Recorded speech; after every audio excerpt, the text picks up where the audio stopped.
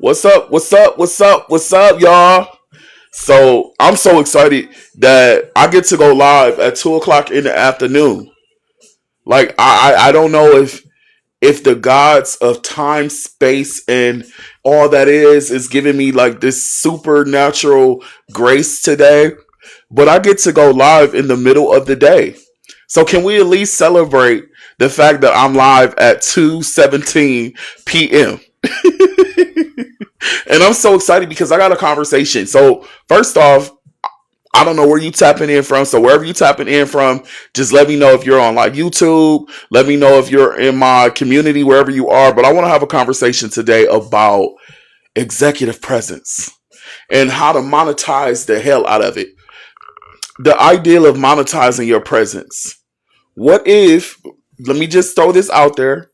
What if you can get paid for just being yourself, your most truest and most authentic self?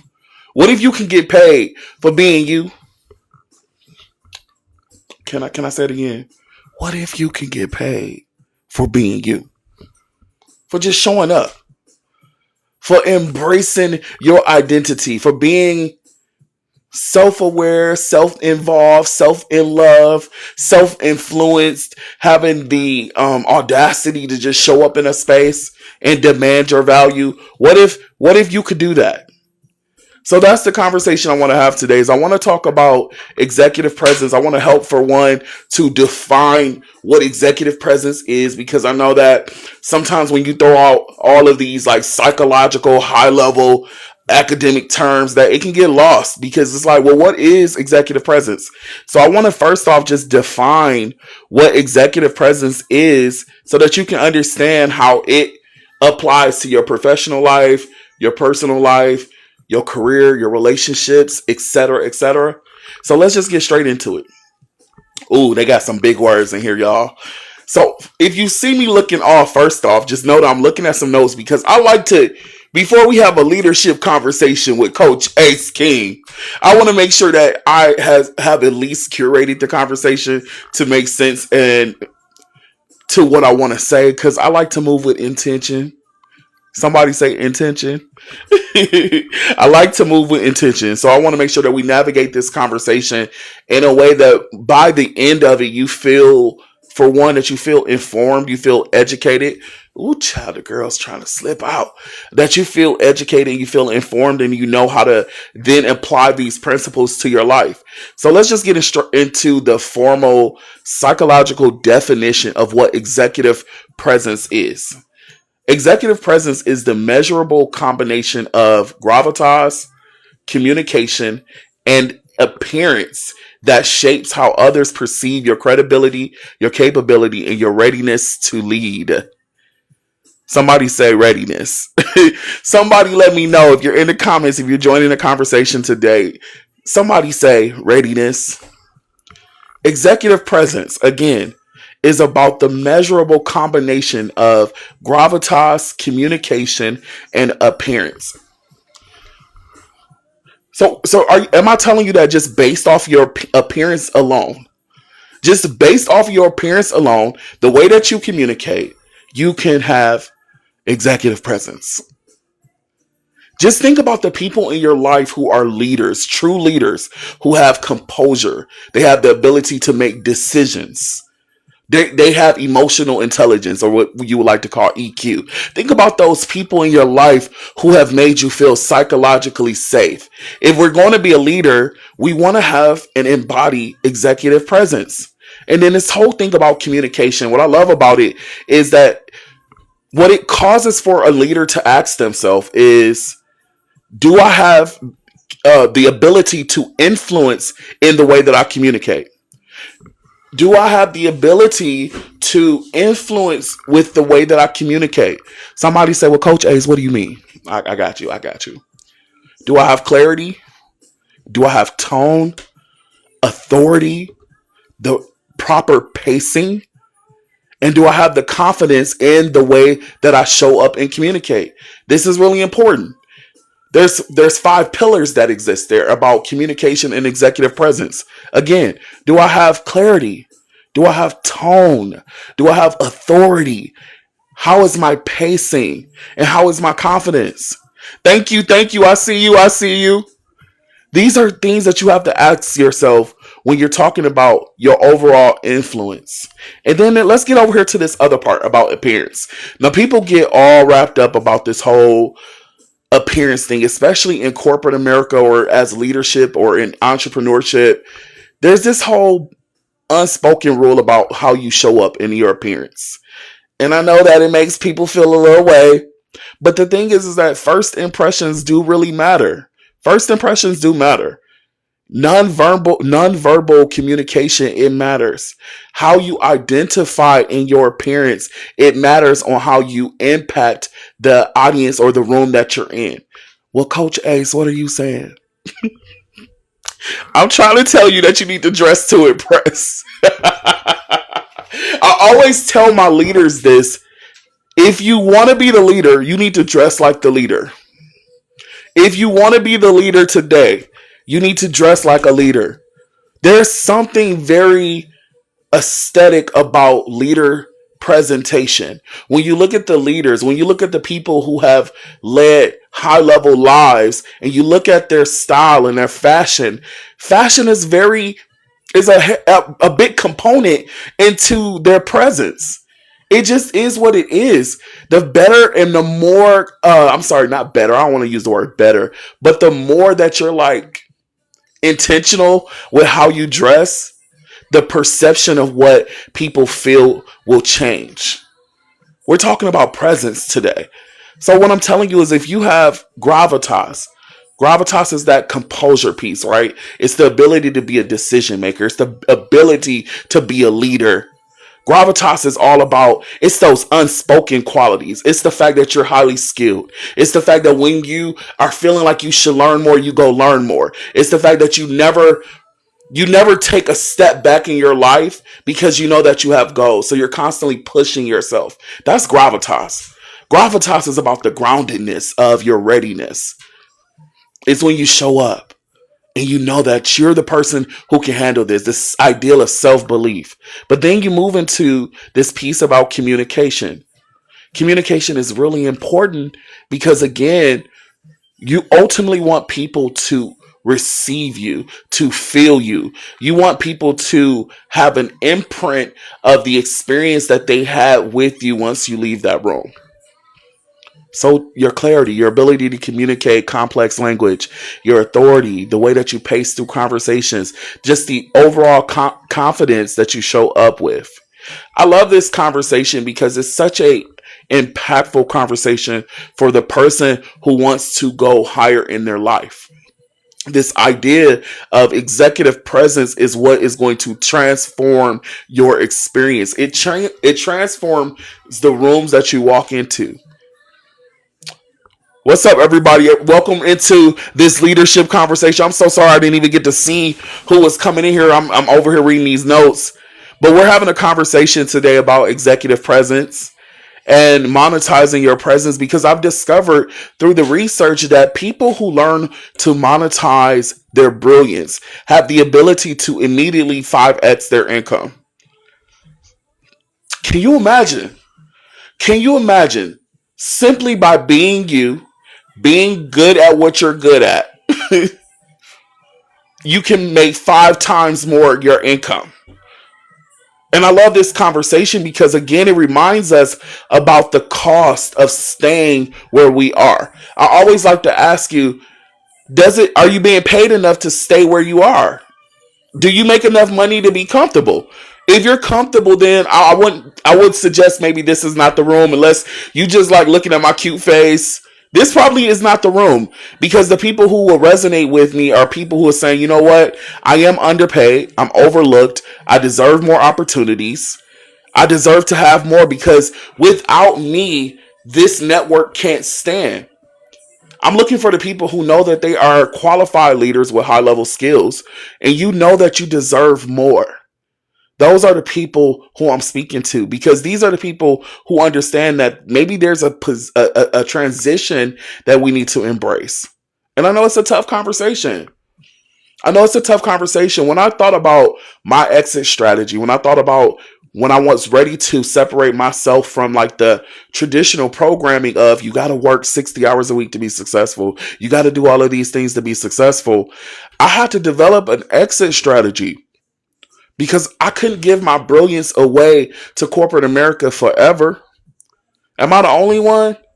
If you're watching the replay, let me know in the comments that you're watching the replay. If you're on live, let me know where you're coming in from. Let me know what you do for a living.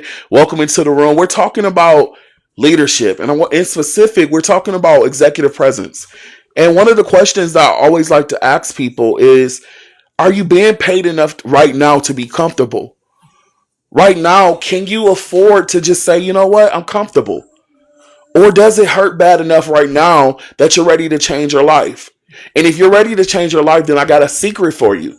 One of the ways that you're going to change your life is through executive presence. Executive presence, again, is about readiness. It's about being sure of yourself. It's about being confident when you walk into a room, when you walk into a space. It's about recognizing I deserve to be here. And this is the thing, is it's one thing to say I'm confident. It's one thing to believe that you're confident, but it's another thing to have confidence pour through your aura. It's another thing when confidence it precedes you. It walks into spaces before you even arrive. That type of confidence, that's called executive presence. It's something that you feel from your favorite people, your favorite celebrities, your favorite artists, people that you admire in corporate America, powerful CEOs. You feel this thing. People may say it's the it factor. Well, really, it's a skill that you can learn. You can learn how to have more executive presence. And if you're anything like me in 2025, I am so sick of corporate America and all of these institutions telling us what we're worth. Uh-oh. This is the part of the conversation a lot of people like to drop out of, because corporate America has convinced us that if we make $60,000, $70,000, $80,000 a year, that we're making a lot of money. Am I lying? Corporate America will convince you you're living an upper middle class life if you making $70,000. It's just the truth. People go around bragging about making $60,000, $70,000 when they have an inherent gift. Uh-oh. I'm talking to somebody, and I know you hearing me. You're hearing me. You got a gift to make $500,000. Uh-oh. Who am I talking to? Let me know in the comments if this is you. You know there's something inside of you deserves to earn more. You know that there's something inside of you calling you to higher in your life. What I'm telling you as Coach Ace is I'm telling you that you need to start working on your executive presence. Because again, remember, presence is also about what do you believe about yourself. A person who believes something high level about themselves, they pursue that thing relentlessly. They pursue that thing endlessly. So this is about decision making, because remember we talked about gravitas, having the ability to make decisions. One of the decisions that you need to make in your life is to show up and to command and own every room that you step in. That's one of the things that you owe yourself. You owe yourself to show up in every room and to let your light illuminate every space that you walk into. You deserve that. So let's get into the conversation a little bit more. How does executive presence show up in your life? I wrote out some things. Let's talk about in relationships. In relationships, executive presence shows up like this. People listen to you more. When you have executive presence, people listen to you more. You stop having to over-explain everything. I know I'm not the only person. Somebody else has been through it before, where every time you have to explain yourself over and over and over and over again, and it just seems like people are not getting what you're saying. When you have executive presence in your relationships, you start to speak with more clarity and intention. Uh-oh. Because this is difficult for people. We live in 2025. People barely can communicate. People barely have the attention span to grasp onto any type of conversation. But the truth is that executive presence is showing up to increase your value. Now, I'm not talking to the people who just want to live life at a mediocre level. I'm talking about the people who want to take life to actualization. You're going to have to learn how to speak with more clarity. You're going to have to learn how to speak with more intention.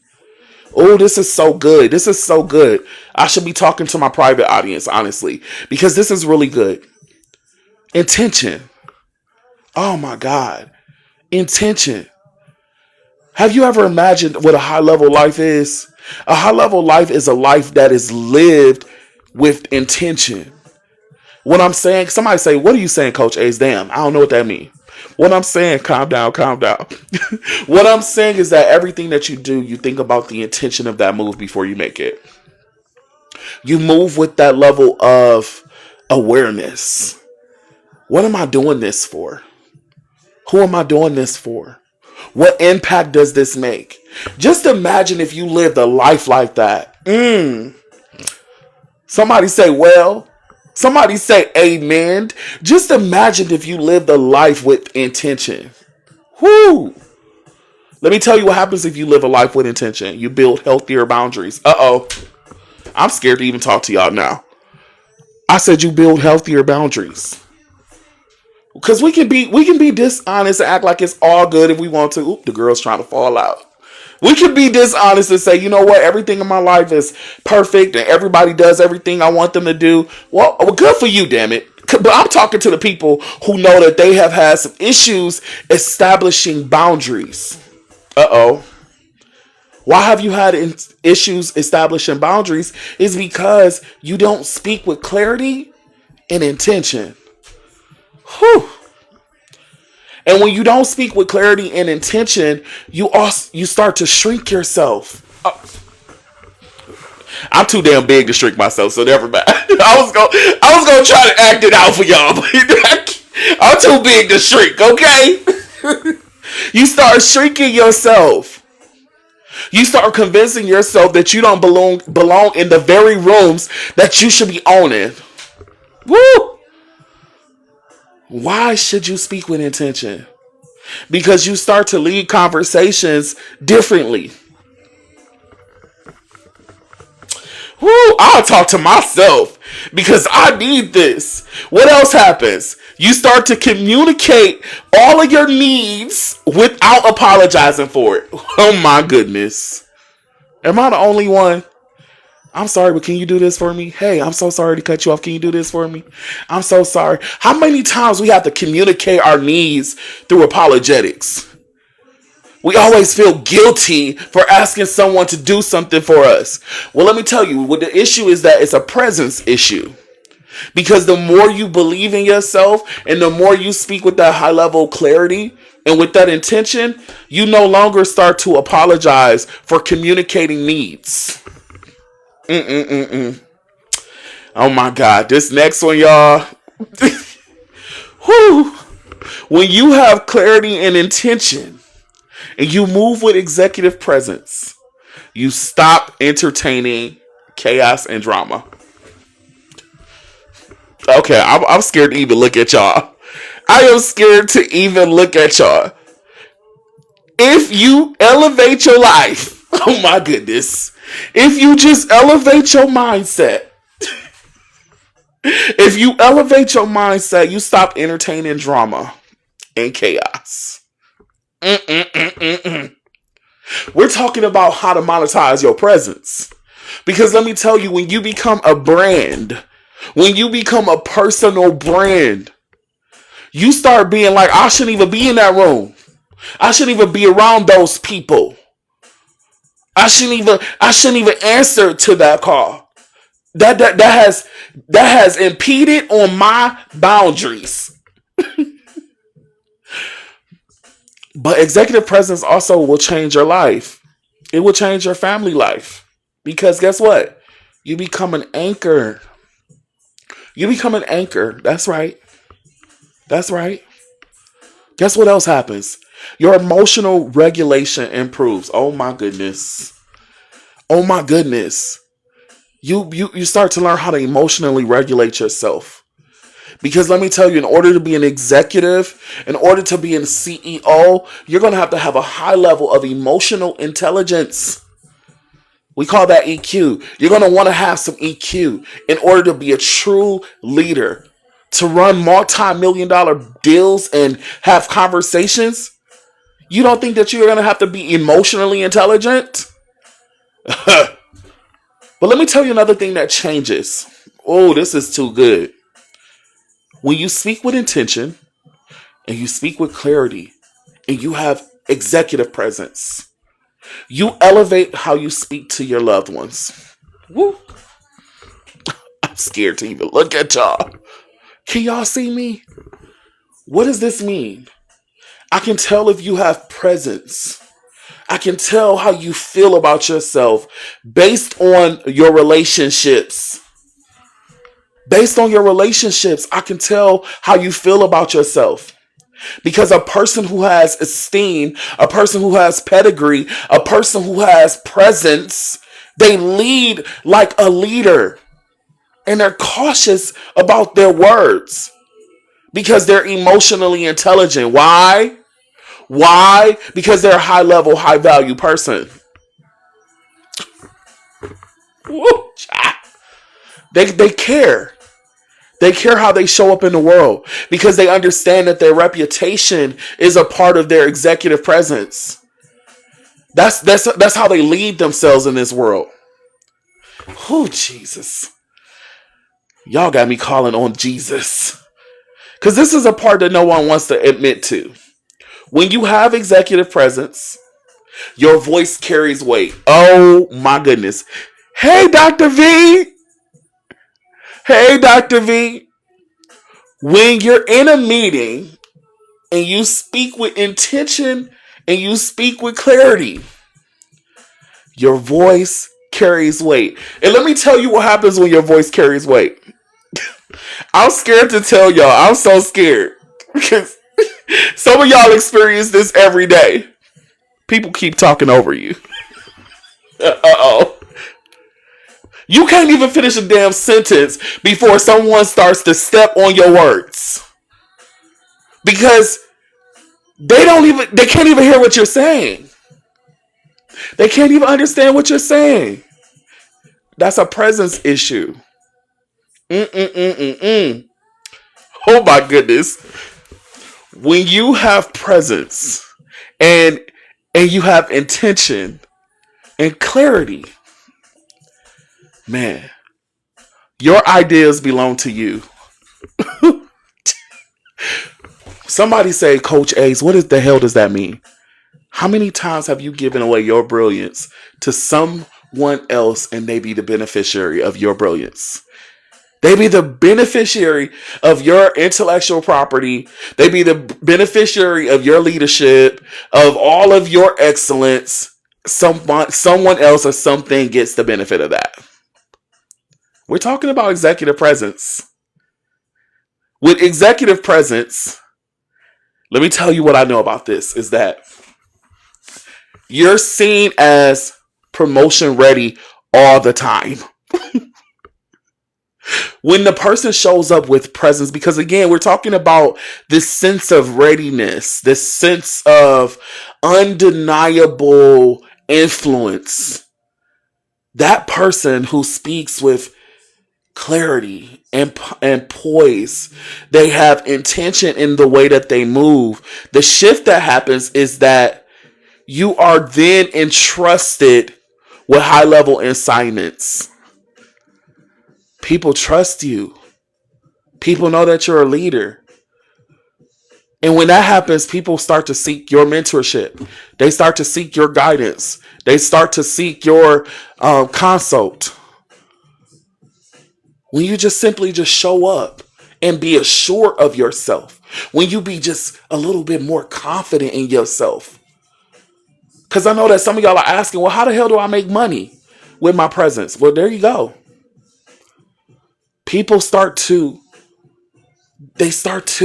seek your guidance. People start to pay you for your expertise because of the way you show up. What you say? I may have missed it, but what are what is some practical ways I can practice? I know I'm sitting here with my glasses on and still can't read shit. What are some practical ways that a person can practice executive presence? Yes, Dr. V, we were talking about that a little bit earlier, but we were just breaking down is that there are three pillars according to Dr. Sylvia Hewlett, who is a Harvard researcher. She talks about the three pillars, and she talks about one as gravitas, two as communication, and three as appearance.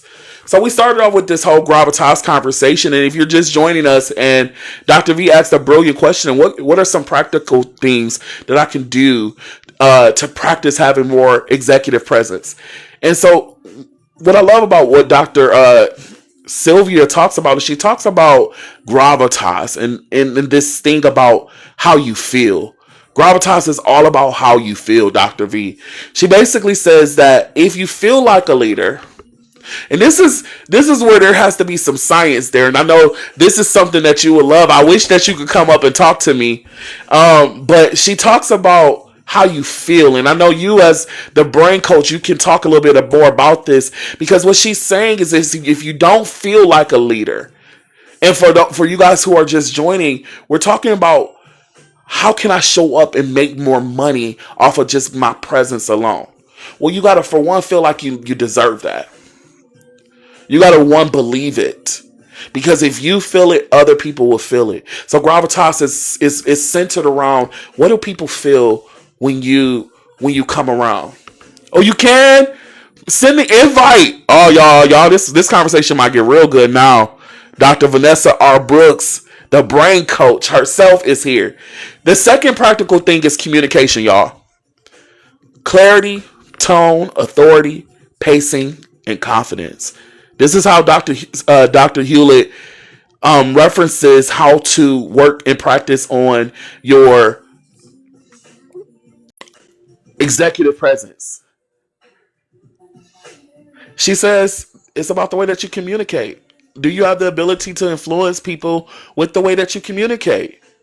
And then lastly, she goes into appearance. And she simply says, your first impression is your best impression.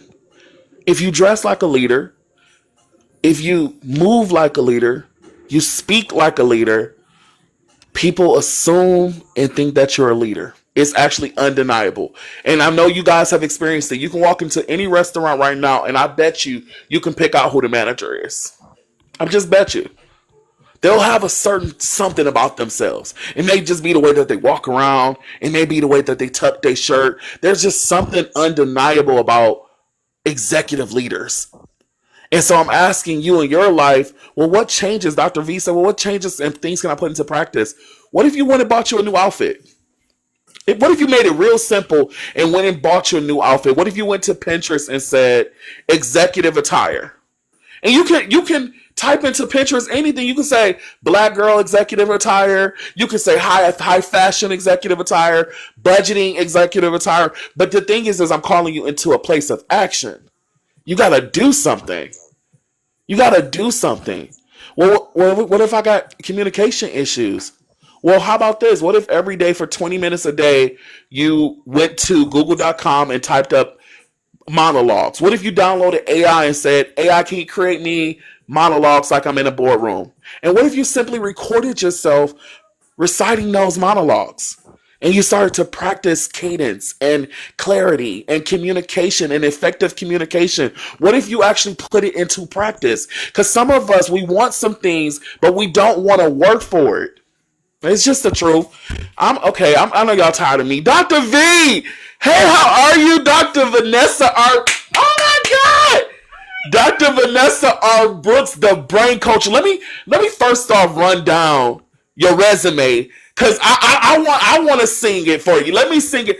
Dr. Vanessa R. Brooks, first off, hails out of North Carolina.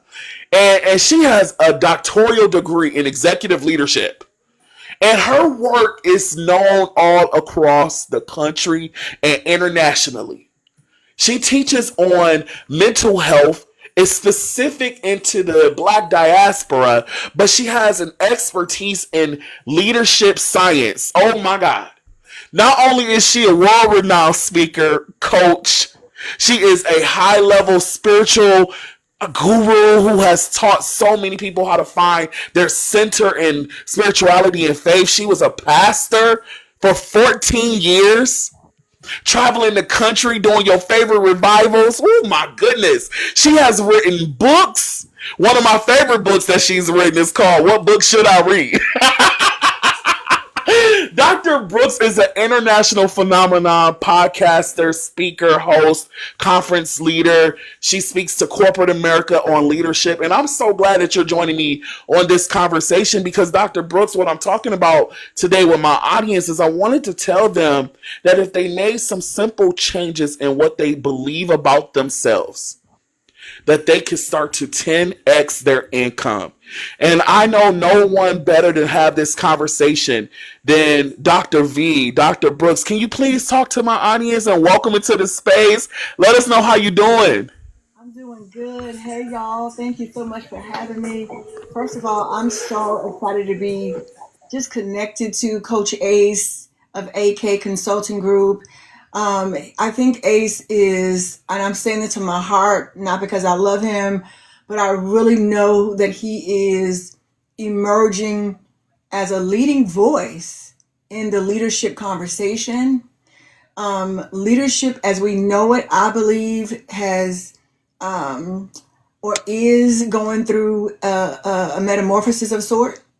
It's outdated, it's antiquated, and what we need is we need new voices, we need new innovative ideas and approaches about how we understand leadership. And I'm just so excited that you are one of those futuristic voices that's bold enough to challenge, these narratives and constructs that this society has created around leadership.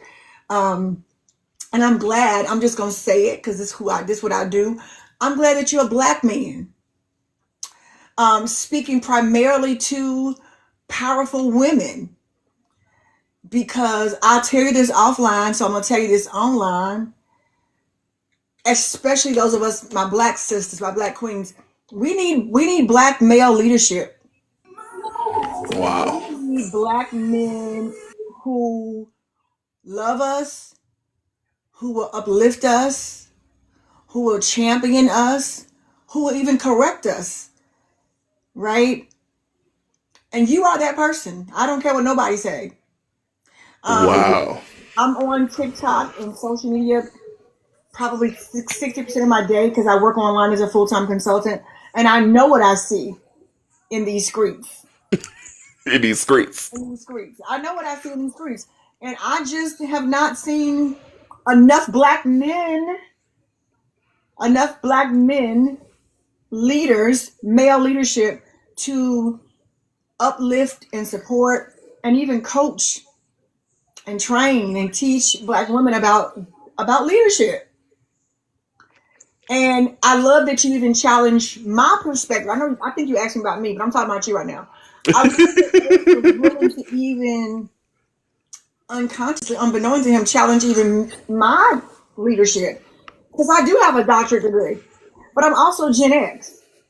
And I come from the era where I'm not the baby boomer, so I elevated a little bit beyond the baby boomer, but I'm not the millennial, so I'm in the middle. And I come from a generation where we were trained that the best of the best should have a degree. And I was of the belief that if I kept going all the way to the top, because I'm a college dropout, not once but twice.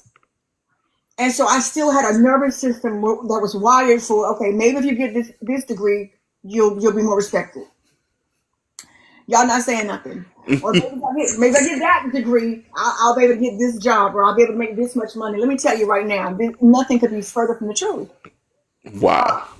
What I've learned listening to you teach around this conversation of executive presence is that there are people who don't have nearly the education that I have and could be easily selected for the type of contracts and connections that I want in my consulting business. Mm-hmm. Because they have this thing that you talk about all the time called executive presence. Mm-hmm.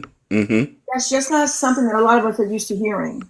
Mm-hmm. So I wanted to just, first of all, just encourage you to keep going, to keep speaking, to keep talking. It may seem like you're not being heard, but we're listening. it is difficult for us to hear new beliefs without allowing our old beliefs to try to deafen us to something new. The brain, Wow. that's what I Wow. study.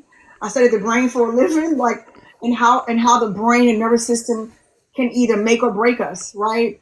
And so I just want you to know it's not falling on deaf ears, but we're talking about decades of women, especially black women. And I'm talking about high level, career oriented, women, six-figure earners who still think that they have to keep grinding and pushing and getting degrees and getting certifications to get to the top. So you can't stop talking, because every time you open your mouth, every time you post a video, every time you talk to us about these terms, you are rewiring our whole entire nervous system, and you're causing us to move further and further away from the outdated teachings, and you're pushing us into our destiny by I helping. appreciate you saying that, Dr. V. I'm telling you the I truth. appreciate you saying that because I was doing some research today, and I don't know if you caught some of that part, but I was just wanting to know what change does it make long term in someone's life who practices some of these skills of presence. And Dr. V, some of the things that came up in the research, one of the things that really spoke to me is it says simply here, people start to listen to you more.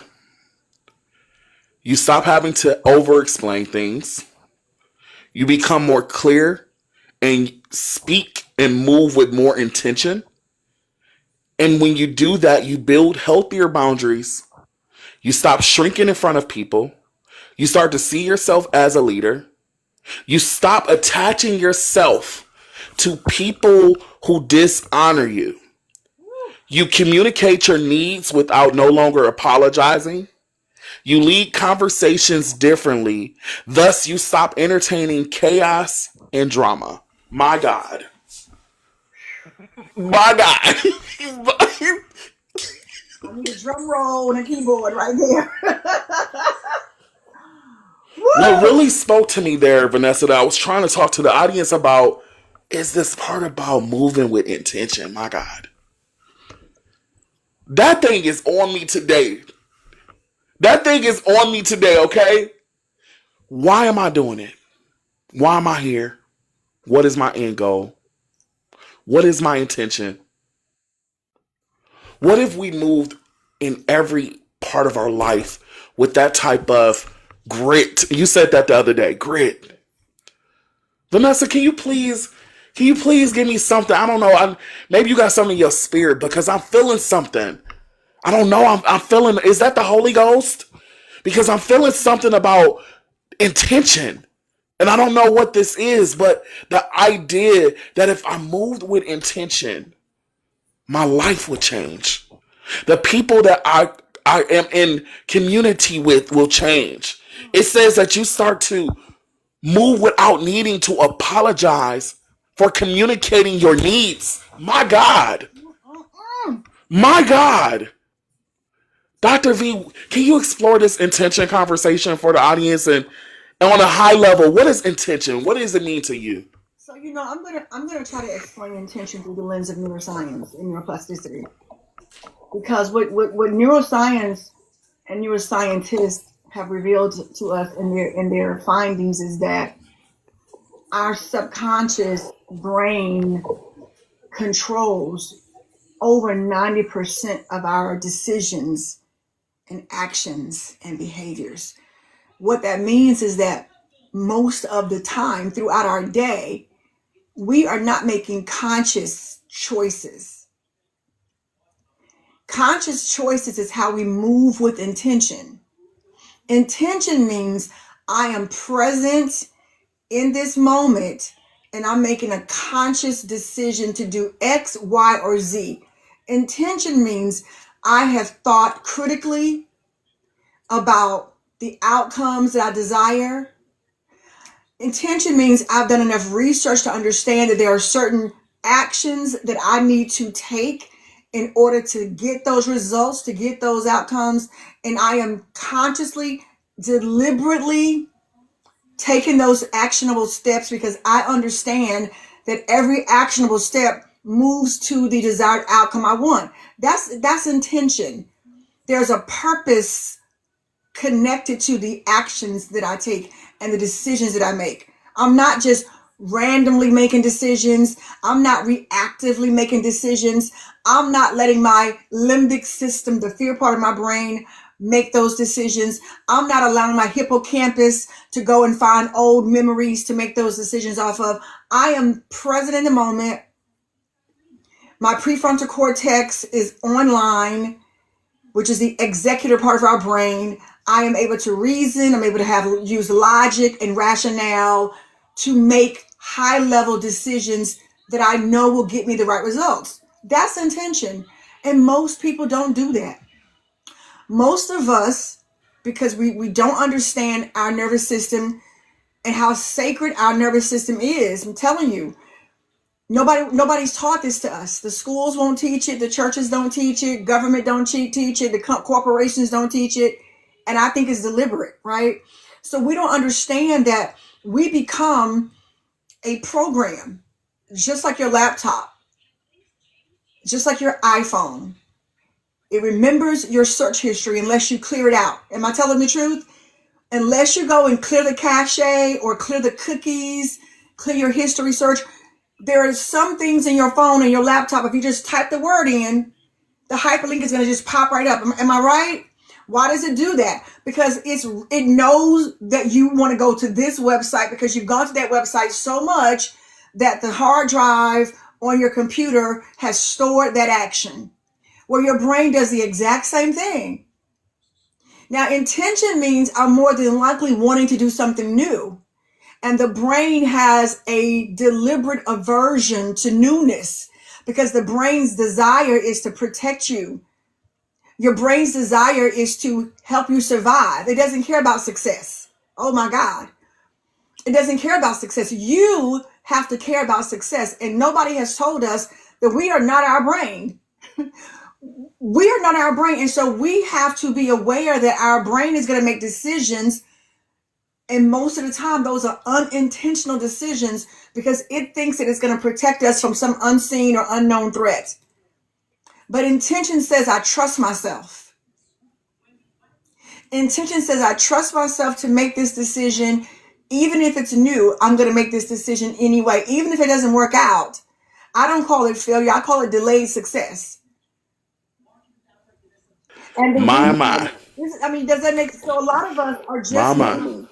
reaching our goals. I talk about this every year around October, November, December. I start talking about the new year because everybody wants to start doing their what do you call those things? Their vision boards, resolutions, and their vision boards, and they have the ones from last year, and I guarantee you that what they put on there has not come to pass. Don't talk about me now.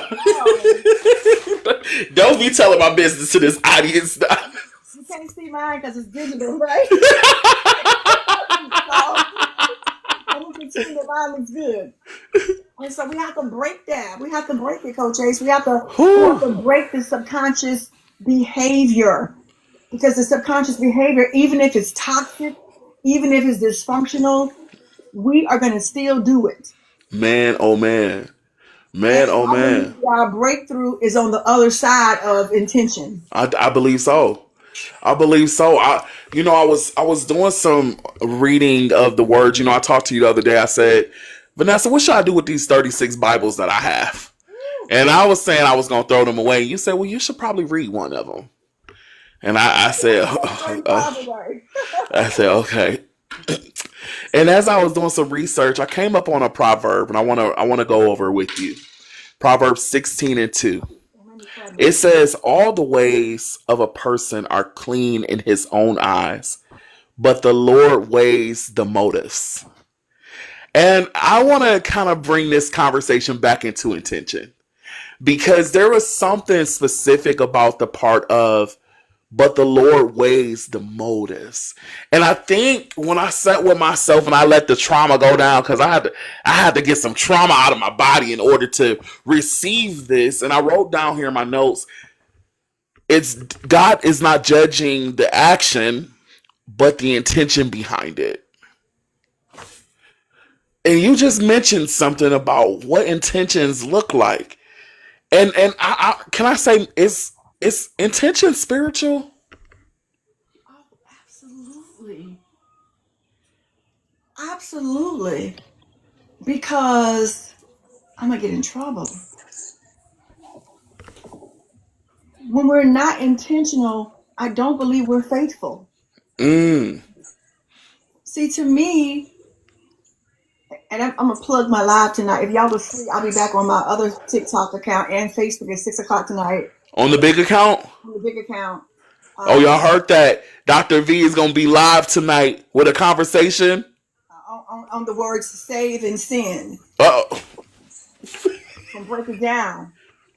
But honestly, Ace, seriously, I think if we think about it, faith is the same word for intention.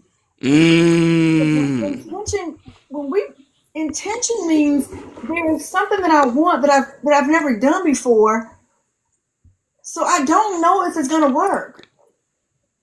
So, but is that not faith?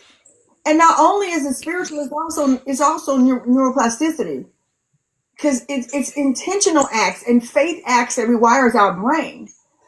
So I think when people think that they're being faithful, they're really not because I'm gonna get in trouble.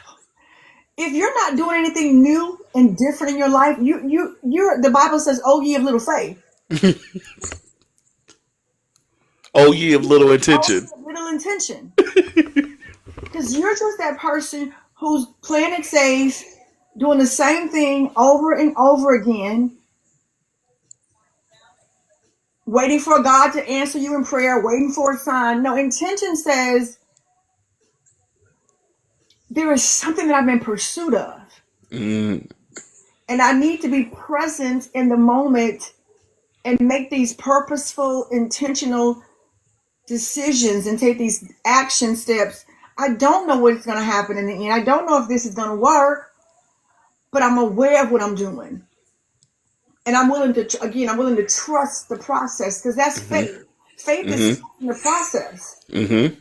And so most people who say that they are a man or woman of faith, I find that they're not. Because if I audit your life and I can't find where you are on a new trajectory from where you were last year, then to me that says you're not a person of faith. Asa, you're a man of faith. Mm-hmm. Because I know where you were last year this time. I ain't gonna get into it. But I Mm-hmm. know where you were last year this time. Mm-hmm. And to me, you have taken intentional steps. You've made intentional decisions Mm-hmm. because you had a goal in mind Mm-hmm. and you didn't have the evidence, None. but you were willing to be intentional. You're willing to move with purpose. Mm-hmm. And now I'm watching the fruit of your labor.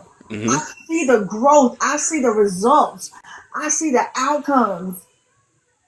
I see it in real time in your business and in your career. I see what, if only I could tell the story. So you're not going to convince me that faith and intention don't work. Mm-hmm. Because if you had not allowed yourself to move by faith and to move with intention, God only knows where you would have been this year, a year later. Mm-hmm. Mm-hmm. Right? Mm-hmm. So I think intention is the difference between success in the now and delayed success, which could take years and years and years. So Mm-hmm. yes, I think intention is very spiritual because to me, intention means there is a level of trust in God, whatever God means to us, right? But to me, intention means there's a level of trust in the divine and divinity that I'm willing to take to get me to where I'm trying to get to. Mm-hmm. Mm-hmm. I think intention is very spiritual. Man, that was such a powerful just testimony, and you're absolutely right, Dr. V. There's nothing more godly to me. There's nothing more connected to the divine than being clear and concise about what I'm doing and why am I doing it. And that's one of the main pieces that I wanted to communicate and convey to this audience today. And if you're watching a replay, let us know in the replay comments, let us know. But I wanted to convey that when you move with intention, your life will shift. And a part of that shift, because we can be very, very, human sometimes. And human means sometimes we think about material. But there's material success connected to your intention. Oh my God. There is material success connected to your intention. Because Dr. V, you just said something powerful that I haven't got into a lot with my audience just yet. But you're absolutely right. Last year, this time,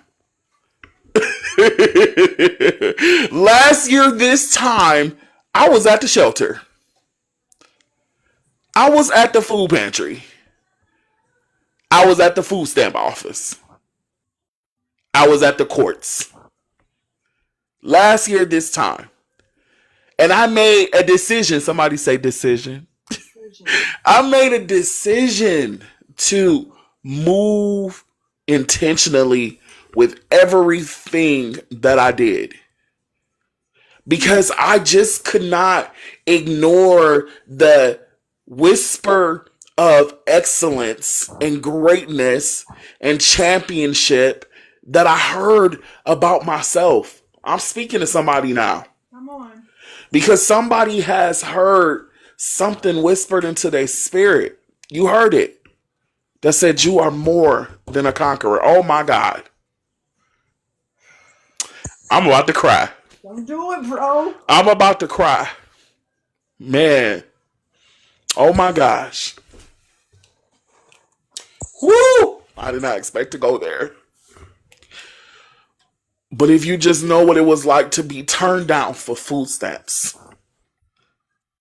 Turned down. Because they needed more documentation. Dr. V, they told me, I hear that you don't have work.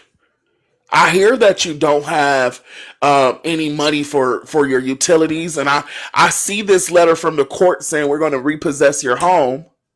But until we get this letter, we can't approve you for emergency food stamps.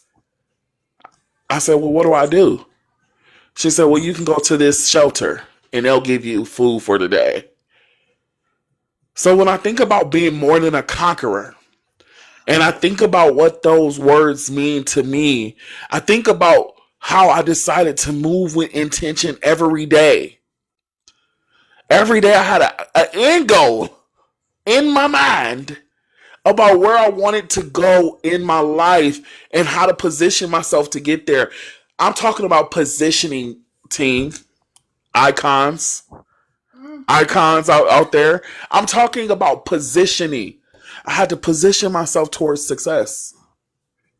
I saw what my life looked like. Now this is the part where your brain does a complete illusion. Because you see what it looks like. I saw, because I saw the judge in the black robe. I saw the real estate attorney telling me you gonna lose your house. I saw it. Man, I am really speaking to somebody. You gonna catch it. You'll catch it in 10 years from now, though. Come on, yo. But I had to go into my inner world. Man, oh man, oh man. I had to look into my inner world, and I only could look through the eyesight of my inner world to get to this place where I am today.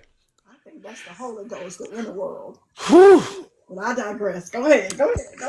I had to get into my inner man, Dr. V. My inner man said, hey, Ace, if you show up confident in a room, something gonna shift. Somebody gonna shift. So every day I got up and I became more confident every day. I kept putting in applications. I kept making phone calls. I was taking emails. I was even sending emails. Sometimes I would forget who I was even talking to. So I would start saying generic stuff like, oh, yes, it was nice to meet you. But I had a certain determination because I had an intention, Dr. V. And so I just love this conversation about showing up. And it just makes me a little emotional because I know what it's been like in my life to have to show up for myself time and time and time again. And the level of self-esteem that you get to glean from when you learn from the level of tenacity that you have, when you learn from the level of resilience that you have, when you learn that, oh man, that's something special about me. That's something special. I had to learn that, Dr. V, so many times. I was like, oh no, that's actually a superpower. It's a superpower to get up and give yourself another shot every day. That's a superpower. Because again, the out maybe you can help to understand this. Because what I'm saying, Dr. V, is like, I see my reality. I see it in my mind right now. Even now, I'm talking to 50,000 people because I'm looking through my internal world. I'm looking from what's inside of me. And what's inside of me is saying, what I'm saying, it matters and it deserves a space, and that these words will reverberate in the right space and time. And because I believe that, I don't care if it was one person or if it was 500,000 people, because at the end of the day, my intention is I'm going to show up every day because I know what my end goal is. But Dr. V, can you help us a little bit? Because I know maybe there's some people who, when they see what's happening in their life, they can't see past it. See, I think the more people can hear that there is this, and y'all just do me a favor, practice your own agency when I say this. You fill in the blanks with whatever word or terminology makes you feel the safest. But it is my inner belief that we all come into this time space reality with something larger than ourselves that we are connected to. And I think we all have it inside of us. And there are going to be days that your reality is not going to vibrate with what your inner self knows. And it's so easy to just quit. It's so easy to give into what you see with your natural eyes. It's so easy to write it off as it's not going to happen for me. That it's easy to do that, and there's no judgment for doing that. But what I'm having to learn and have learned and want to learn every single day is that there is this power on the inside of me, and it's on the inside of everybody. And there has to come this time in our life where we're willing to almost unplug from reality and isolate. And I don't mean just isolate, like physically isolate, but I isolate inside of yourself. Because you said something so powerful when you said you feel like you're speaking to 50,000 or 500,000 people. And on my side, it sounds like you're speaking to 50,000 people. And that's what everybody's going to have to do, Ace. Everybody is going to, because what you're doing is, I call this self-isolating. Like you're in a, I'm sorry, y'all, but I'm being quoting the Bible a lot lately. You have to know my journey, but we'll talk about that later. To me, this is what the Bible calls like this secret place. Like you're in this secret place inside of yourself because you have a list of reasons why you could just still quit or be unsure.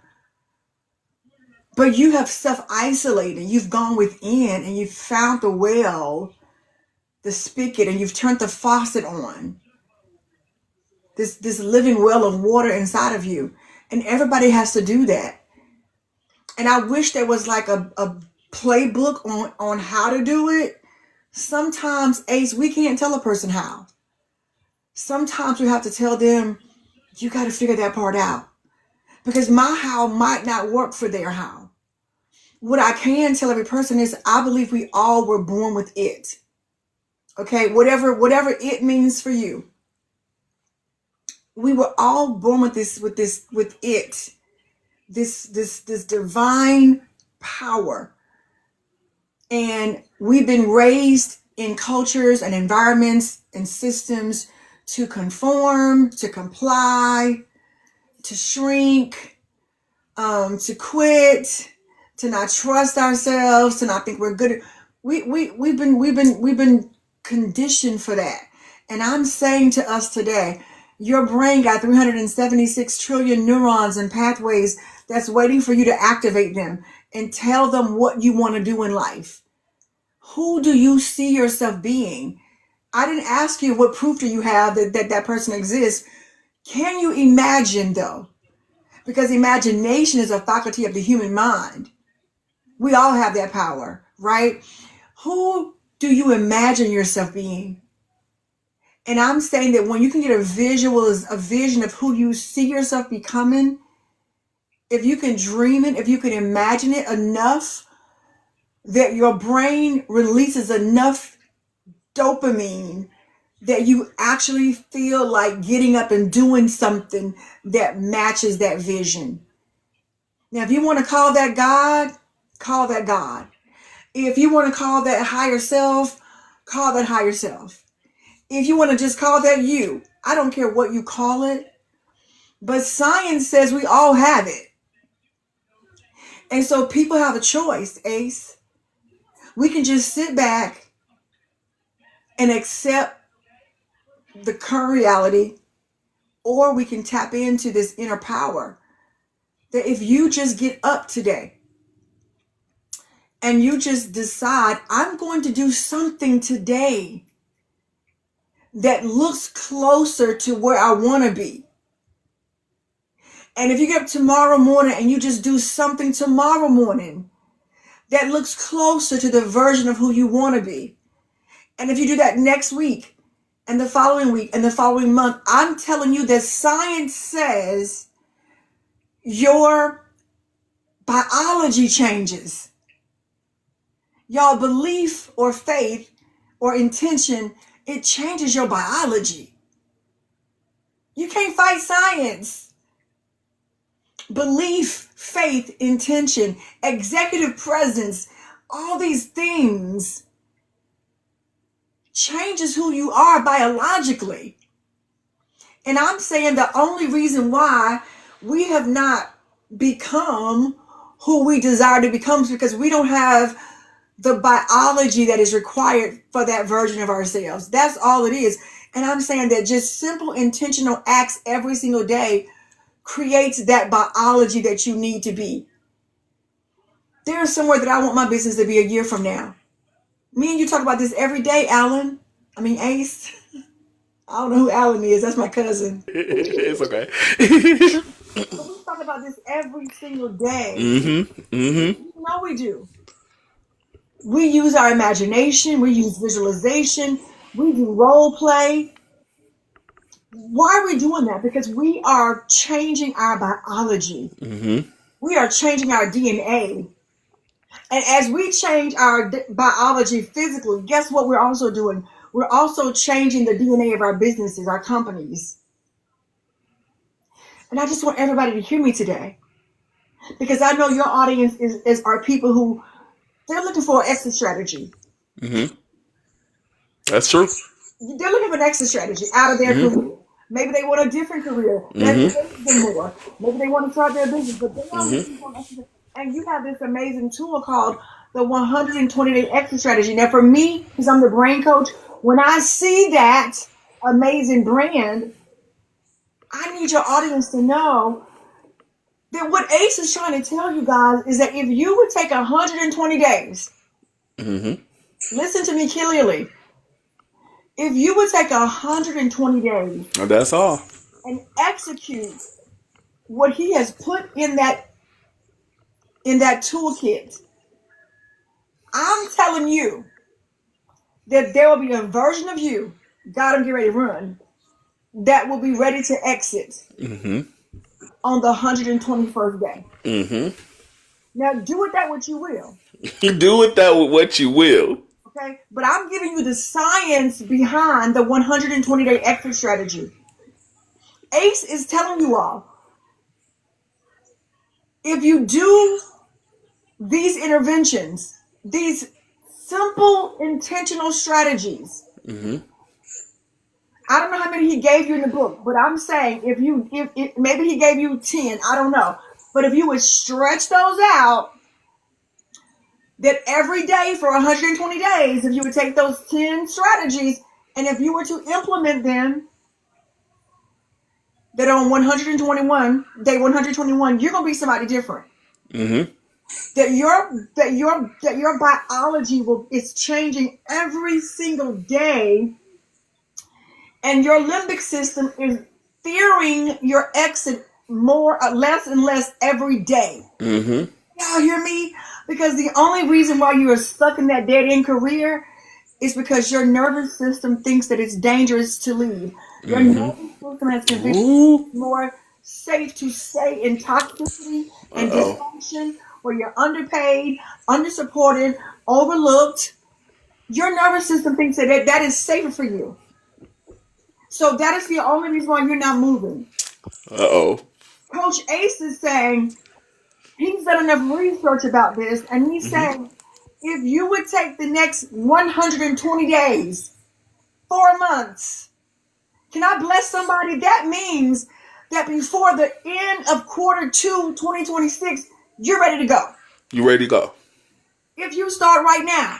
If you start right now, before the spring of 2026, you are ready to exit out of Egypt and into your promised land.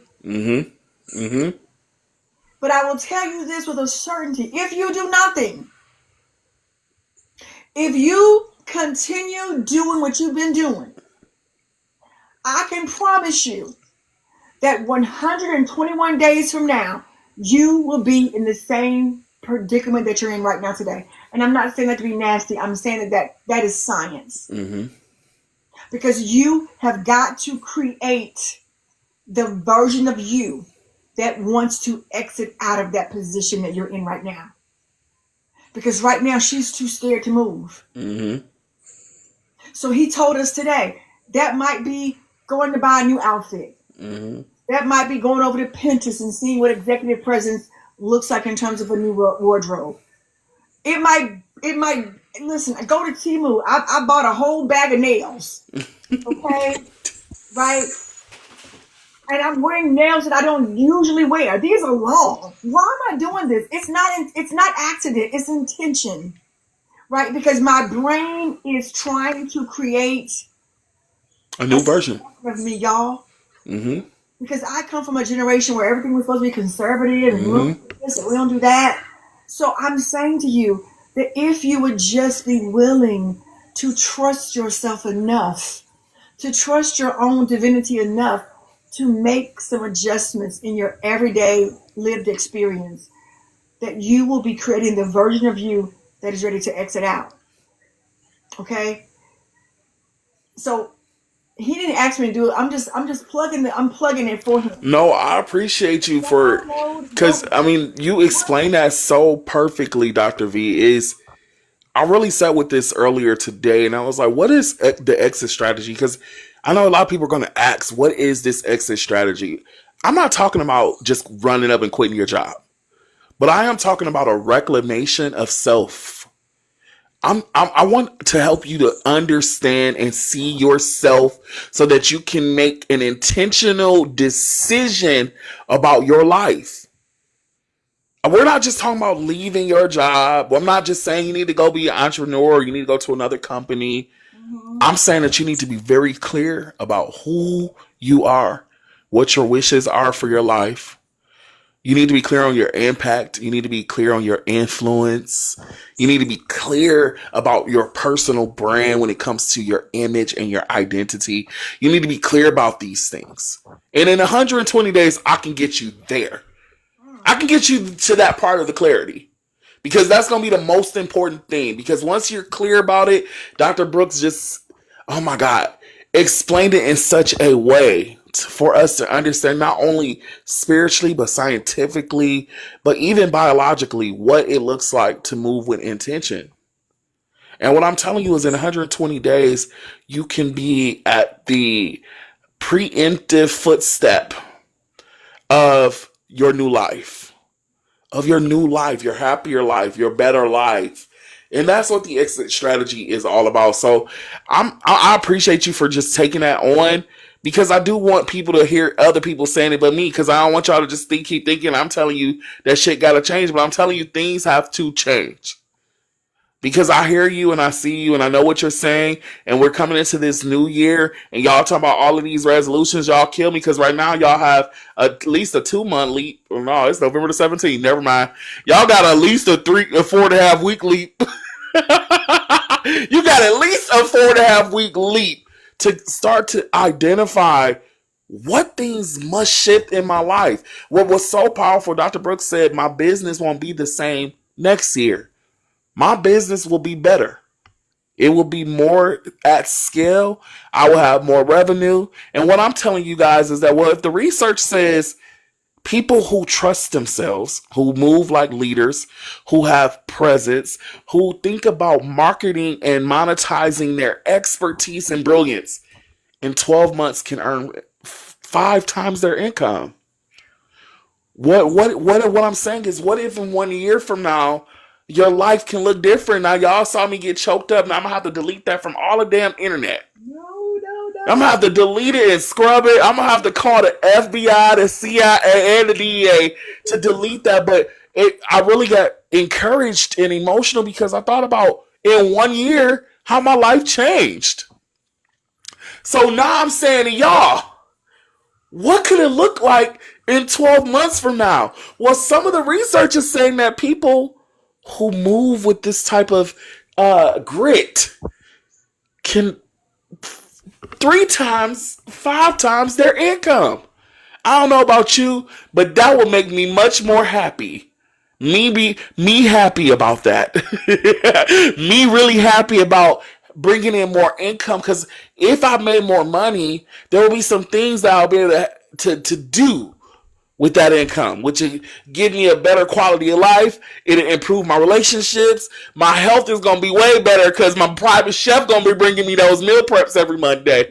And so I'm just saying, let's make some changes and join me in this Exodus era that I'm in. I'm living my Exodus out loud and out proud. And I hope that you join me on this mission to monetize our brilliance. And ultimately, I am saying leave that damn job. Dr. V, I thank you so much for stepping up on the panel and just giving such a high level conversation. I mean, it was so rich. It was so rich. I don't know if you have any last words, but maybe you can just do another shout out for tonight's conversation. And then I will be ready to see you guys in the next live. Man, it's so cool to go live in the daytime. It is so fun. It was so fun. I cannot wait to we're like doing this full time. Y'all don't understand how much energy I get when me and Ace work together. It's just like, oh, it's like a breath of fresh air. Oh my God, the synergy is real. Yeah, I don't have anything else to say. I just want y'all to go to the link in his bio and download the 120-day exit strategy. Get the insider guide today so we can talk about some better things tomorrow. And Dr. V, you said the conversation is going to be on your big channel, Dr. Vanessa R. Brooks, at 6:30 p.m. Eastern? That's a good question. Is it 6 o'clock or 6:30? I think it's at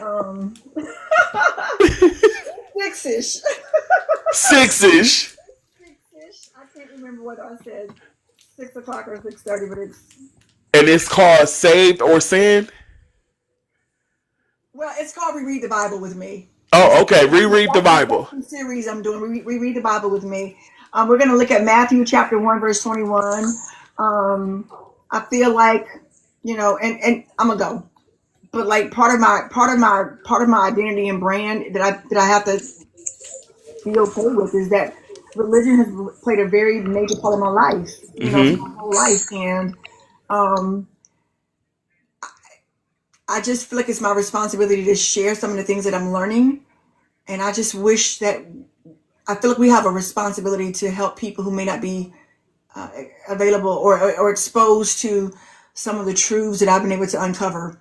So we're going to talk about this word "seeing" tonight in a way that I hope takes people to the next level. Ooh, that sounds really good. So make sure y'all tap into that conversation so we can have a deeper understanding of what is sin and what does it mean. And am I living in it? Uh-oh. Uh-oh. And the word "saved" too. We're going to look at the word Oh, "saved." and what does it mean to be saved? Because that scripture says that Jesus came to save us from our sin. Oh my, oh my, oh my. So yeah, join us tonight. Thank you, Ace. See y'all tonight, 6:00. Love you, Dr. V. I love you, All right, Dr. icons. I'll see y'all later. Click the link.